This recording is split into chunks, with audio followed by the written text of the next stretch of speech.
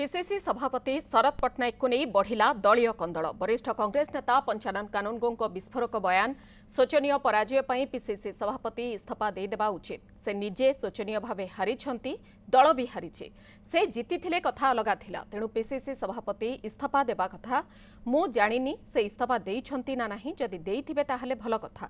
9 ରୁ 90 मिशन डाकरा दिया जाइथिला, किंतु दिल्ली ठू आरंभ करी राजनेतांक भितर ए डाकरा प्रति आत्मविश्वास नथिला। एहार समीक्षा हेबा उचित।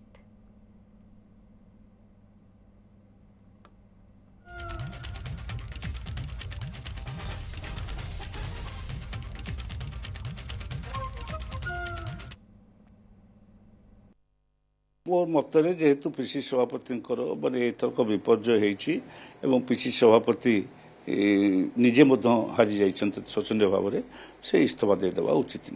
एथर मो मत सेटा स्पष्ट, किंतु मु एपर्यंत जानी नहीं से इस्तीफा देइछन्ते कि नहीं। द्वितीय कथा, मु गोटे चिठी लिखिथिली जे बसिक तर्जमा करा जाऊ कौन कौन आमर कोट कोट भूल भटका हला एवं आम कहीं परिवर्तन व्यवस्था को आपणे पाइले नहीं।